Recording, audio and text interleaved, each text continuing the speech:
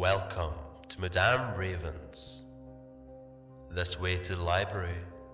She's been expecting you.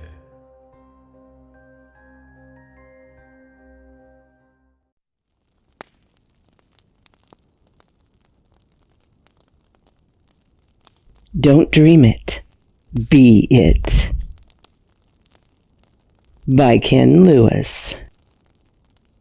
If you don't know who Father Cook and Magister Alexander are, you might want to watch my earlier videos about them. I'll put a card right here.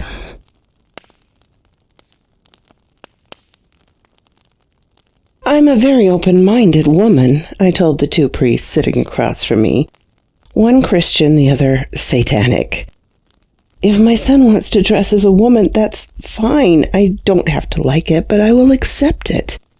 I'm not going to stop him from being who he is. I didn't want to cry, but the tears came anyway. I had contacted the mother of the boy, who claimed that her son was possessed by an angel. She'd put me in touch with Father Cook. He had agreed to stop by with Magister Alexander and listen to my story and meet my son Nathan. I had been apprehensive about having a satanic priest come into my home, but the man is nothing like what I expected. Father Cook, the Christian priest, glanced around the room. "Do you have a box of tissues?" he asked. I pointed to the bathroom. "Thank you," I said when he sat back down and slid the box of tissues over to me. He smiled in return. "I'm not sure that we can help you," Magister Alexander, the satanic priest, seemed ready to leave. Being transgender or engaging in cross-dressing is rarely a sign of something supernatural. What if the person doesn't recall dressing up? What if it causes them as much distress as it does their loved ones? "Are you saying that when your son dresses up as a woman, he doesn't remember doing so?" Father Cook asked. "No, he doesn't." I fought back the tears that wanted to break free. "And he doesn't just dress up. When he has one of these episodes, he waltzes around the house like some British drag queen and says things that don't make sense. It's like he's possessed." "When did these episodes start happening?" I seemed to have gotten Magister Alexander's attention. Up until that point, he appeared to be questioning why he was here. I thought a moment. 3 days ago, I said, then quickly added. It was the day after he cleaned out the basement. Nathan wanted to turn it into a game room so he'd have a place to hang out with his friends. "Do you mind if we have a look in the basement?" Father Cook asked. "Go right ahead." I gestured to the door. "The light switch is the one on the left." I followed the two priests as they descended the stairs to the basement. Father Cook walked off to the right, while Magister Alexander walked off to the left. Both men started to survey the room, looking for anything out of place. I just stood at the base of the stairs and leaned on the railing. "How long have you had this?" Father Cook pointed to the old film projector that was placed in the center of a coffee table that had seen better days. "Nathan found it in one of his grandfather's old steamer trunks with a stack of old film reels. He asked if he could have it. I didn't see the harm in it." Father Cook leaned down and was about to flick the little lever that would turn the projector on when the satanic priest called out, "Don't!"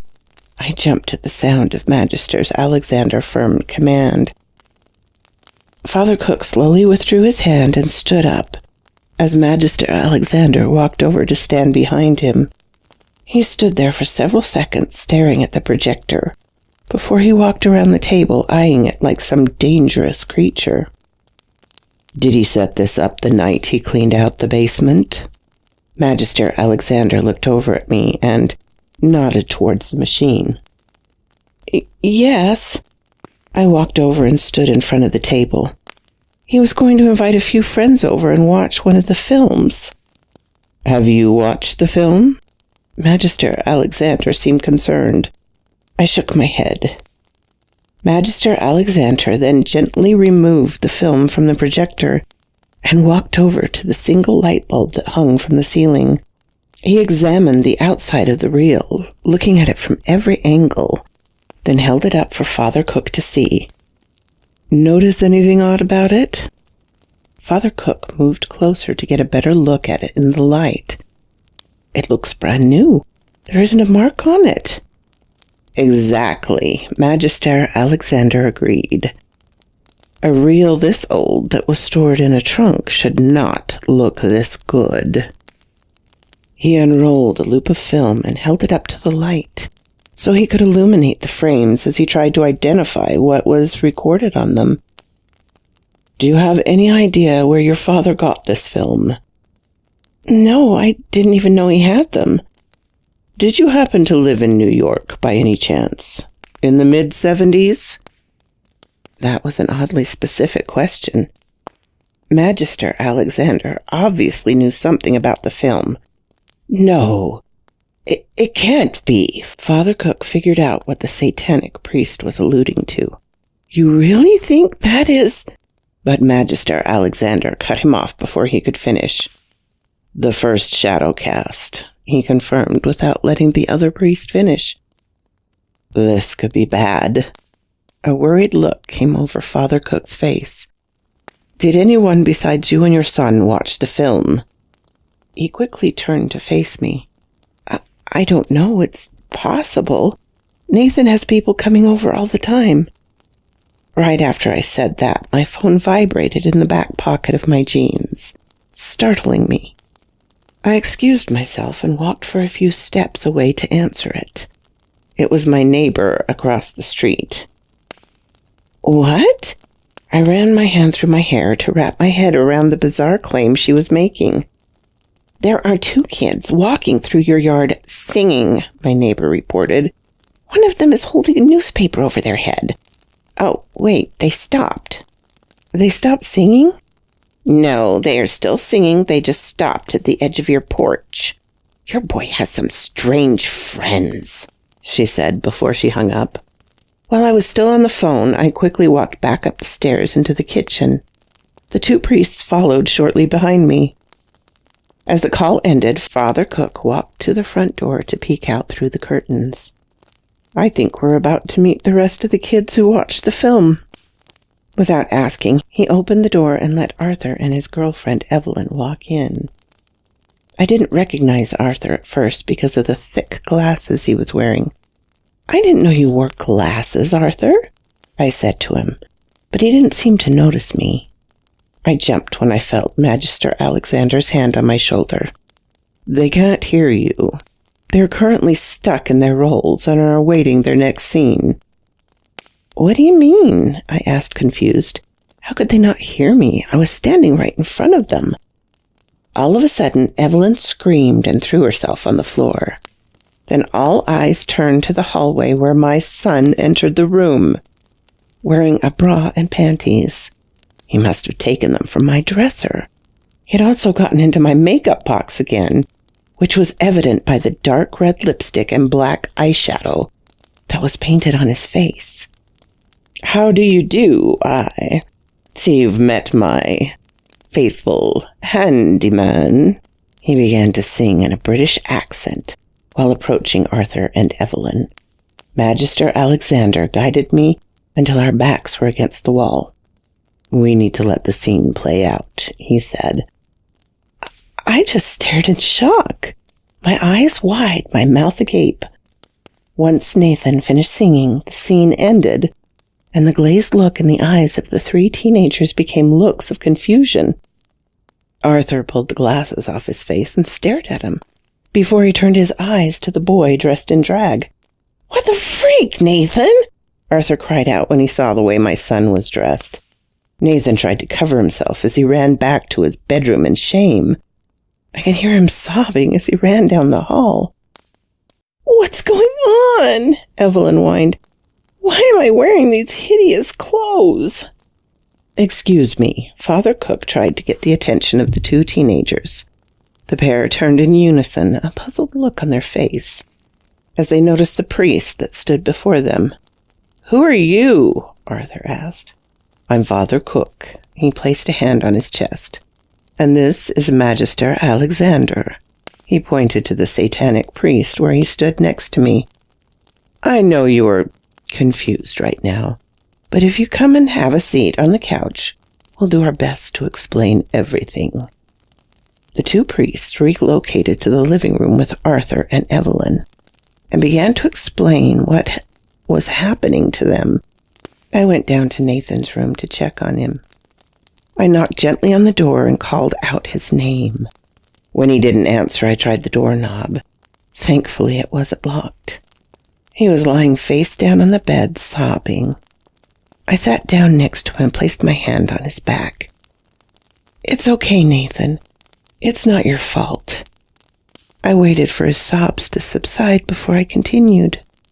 "Those two men in the kitchen, the priests, they're here to help you."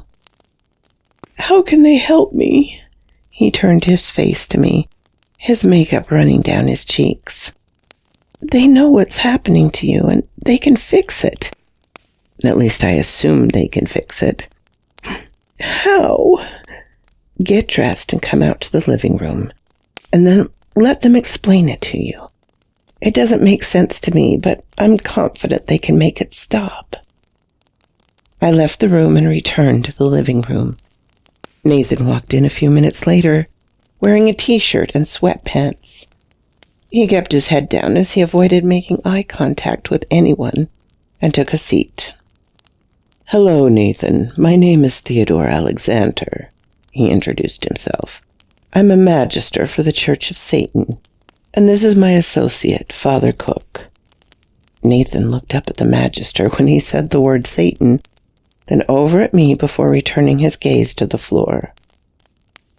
"Remember the story we read about the woman whose son was possessed by the angel? These are the men who helped her."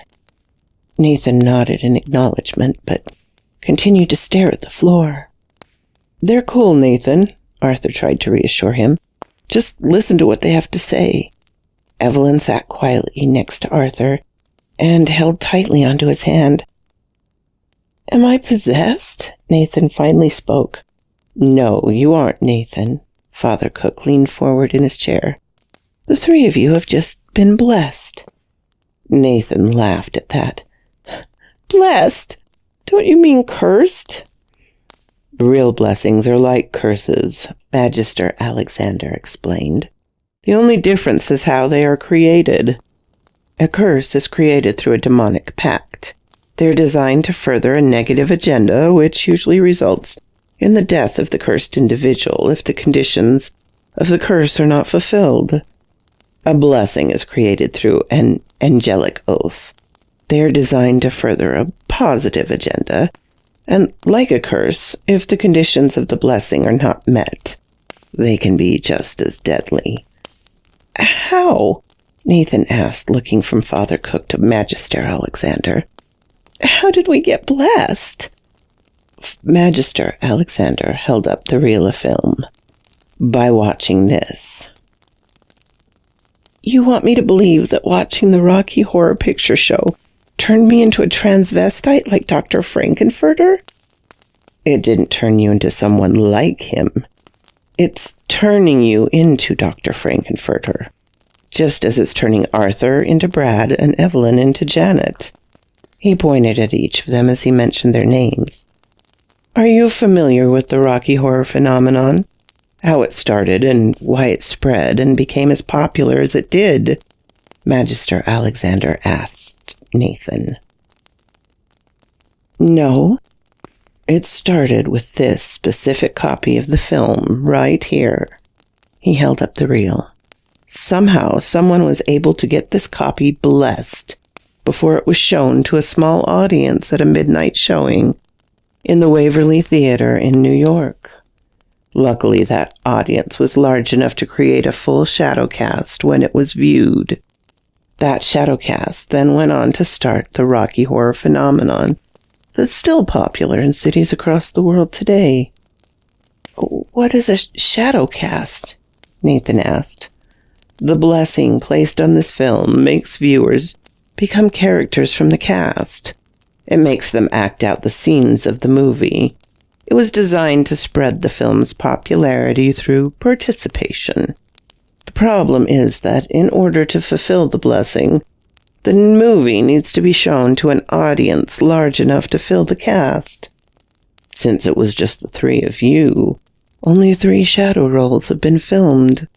Until the rest of the roles are cast, and you perform the entire movie, these episodes will keep happening until your characters completely take over you. I excused myself to the kitchen to grab the tissues. I didn't know whether to laugh or cry or both. I now know what Mrs. Knowles went through when Magister Alexander told her that her son was possessed by a cherub. "Will I have to sign a contract?" I blurted out as I retook my seat. I was afraid to ask, knowing what Mrs. Knowles had sacrificed to save her son. "The contracts are only required for exorcisms." Father Cook eased my concern. "It requires a lot of energy to drive an entity from this plane of existence." "What do we do now? How do we remove the blessing?" I was eager to get this nightmare over with. "We can't remove it. The only thing we can do is help the blessing run its course," Father Cook answered. "How do we do that?" Magister Alexander held out his phone for all to see. Pictured on the screen was a poster for the movie along with dates and showtimes. "We're going to take the film to the next showing of the Rocky Horror Picture Show and give the audience the best show of their lives. Once the rest of the shadow roles have been filled and the shadow cast complete, we will watch the film again. Only this time the 3 of you will get to play your parts in their entirety." I had resisted seeing the movie for so long, despite growing up with people who loved it. Now I was going to watch it to help my son. I never expected to be doing the time warp in a theater filled with people of all ages while my son strutted around dressed as Dr. Frankenfurter. But that's exactly what happened. So quoth this raven. I hope you enjoyed this one, darlings. I thought it was a good one for New Year's Day. If you like this, please hit the little button to let me know. If you didn't, hit the little button to let me know. Leave a comment. I'm always glad to talk with you, my darlings. I'm open to suggestions and criticisms, critiques. If you have not subscribed, please do so and ring the little bell so you know when to come up and see me. And I will talk to you next time, my darlings. Farewell.